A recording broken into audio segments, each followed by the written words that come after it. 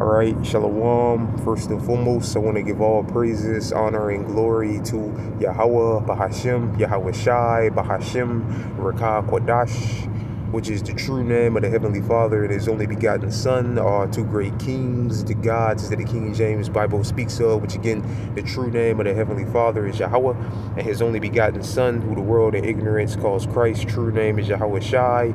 Second of all, I want to give double honors to my elders and apostles of Great Millstone, Elder Tahar and on down, that rule and teach well. And third of all, I want to give a peace and safety to the hopeful elect out there, the brothers that push this truth, the truth of the King James Bible, and all truth and sincerity throughout the four corners of the globe. All right, so I just want to do a short and transit lesson, or however long the spirit of Yahweh Bashem, Yahweh Shai allows it to go. And I want to name the video. I got 3 questions. All right, and the inspiration for this lesson comes from a clip of a video that the brother Arrows Invented Nation 144 put up. All right, which was a clip of the interview between Tucker Carlson and Mike Huckabee, which he's the ambassador, the U.S. ambassador to Israel. All right, which he asked him a few questions, about the situation in the Middle East, and all of that, what's going on in the Middle East. But in the clip that the brother put up, Tucker Carlson asked him, why don't the people in the land of Israel take a DNA test to prove that they're of the line of Abraham? All right, that they truly have a, God-given right to that land. All right, which their line does go back to Abraham and Isaac, but it doesn't go back to Jacob, which the land was promised to Jacob, which the descendants of Jacob are you so-called Negroes, Latinos, and Native and Seminole Indians. All right, which are the only ones that fit the curses in Deuteronomy, the 28th chapter, all right, that the Lord said was going to come upon his people. The people in that land, that they don't fit those curses. All right. So again, their line would go back to Abraham and Isaac, but it wouldn't go back to Jacob, meaning that they have no business being there. All right. They have absolutely, positively no business being there. All right. And a lot of them know that. They're rabbis or whatever. All right. They know that, they're not from the line of Jacob. They're not true descendants of Jacob. All right, which again, who the Lord promised the land to, the descendants of Abraham, Isaac, and Jacob. All right. But I'm gonna read a little bit of this. It says, why Mike Huckabee interview with Tucker Carlson matters for the Middle East. All right. So it says the interview has led to a debate in some sectors about how views on Israel and the Middle East are shaping U.S. policies, and also how religious views have sharpened policies in the region. All right, so it says the interview between American commentator Tucker Carlson and U.S. ambassador to Israel Mike Huckabee has led to several conversations with a number of countries across the Middle East condemning the U.S. Ambassador's remarks. All right, the interview has also led to a debate in some sectors about how views on Israel and the Middle East are shaping U.S. policies, and how religious views have sharpened political policies, policies in the region. All right. So again, they discuss a few things in the video, but again, the clip that the brother put up, again, Arrows of Indian Nation 144, the clip that he put up, all right, was probably one of the most important parts of the video. All right, well, he asked him again, why don't, in this spirit, I'm in front of a truck that says tribe on it. That's the spirit, man. Call Elohim Lai, Shah. It's like I lost my train of thought. That's the spirit, man. That's the spirit. But yeah, that was probably the most important part of the video. All right. And again, like the title of the lesson is, I got 3 questions. All right, which I'm gonna read 3 scriptures. All right, and why haven't these prophecies been fulfilled? All right, why haven't these prophecies been fulfilled? All right, if the people over there in the land are truly the Most High's people, these prophecies should have been fulfilled a long time ago. They've been in the land since what, 1948. So these prophecies again should have been fulfilled a long time ago. All right. This might get snatched down, but it is what it is at this point. This is Isaiah chapter 2 verse 4. And he shall judge among the nations, and shall rebuke many people, and they shall beat their swords into plowshares and their spears into pruning hooks. And nation shall not lift up sword against nation, neither shall they learn war anymore. Right, so there's supposed to be no more global conflicts. There's supposed to be no more wars. All right, and right now, as we speak, they're at war. The small hats are at war with them Palestinians. All right, so that's number one. Why there's still wars going on? Wars should have been a thing of the past. There should be no wars. There should be no wars between, especially when it comes to them. If they're the people of the Most High. Why are Russia and Ukraine fighting? Why is America talking about attacking Iran?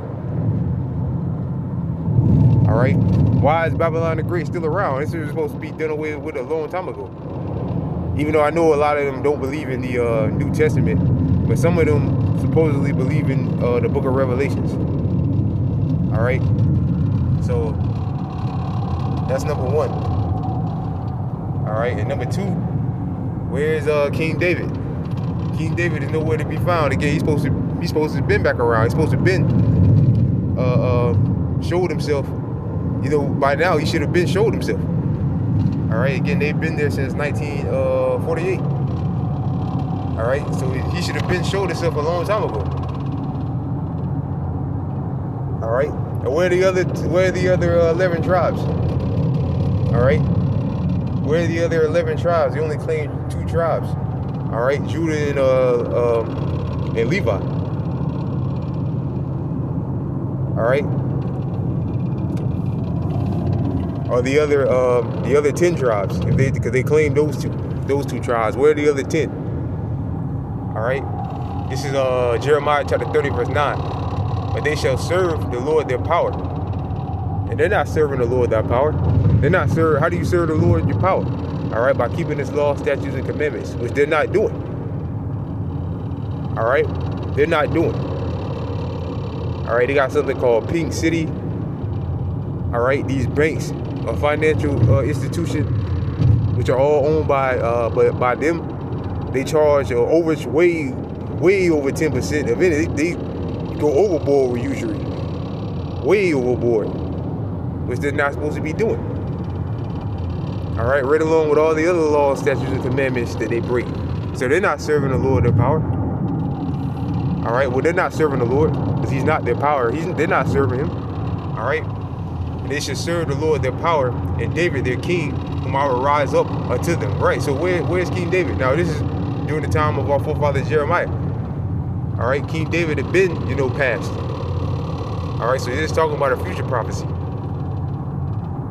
All right, which we know our forefather King David, came back in this lifetime as King Marshall, if you can receive it. All right, which the elders passed on, and he's waiting to come back. All right, and he'll return in the kingdom of heaven. But again, where's King David? All right, so that's question number 2.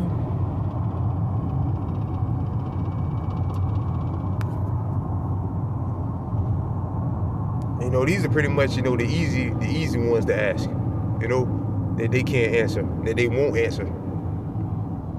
All right, this is Jeremiah chapter 49.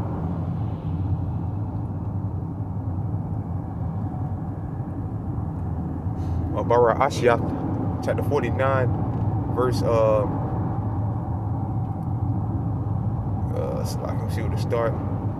Verse 8, okay, Genesis chapter 49, verse 8. Judah, thou whom thy brethren should praise, thy hand should be in the neck of thy enemies. Thy father's children shall bow down before thee. Right?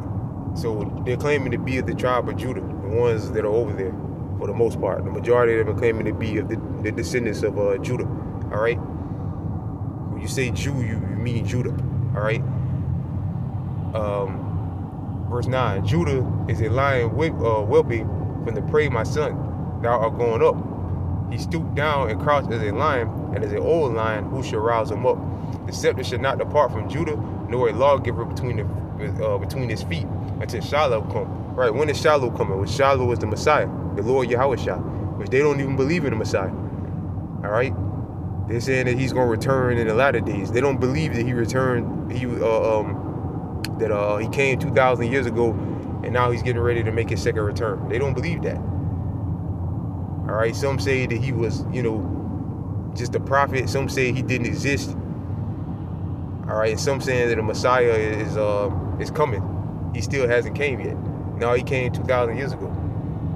All right, and again, the majority of their scholars or their rabbis, they know this. All right, until Shiloh come, and unto him shall the gathering of the people be. Bind up his foal in the vine, and his ass to ass coat. Unto the choice vine, he washes his garments in wine, and his clothes in the blood of grapes.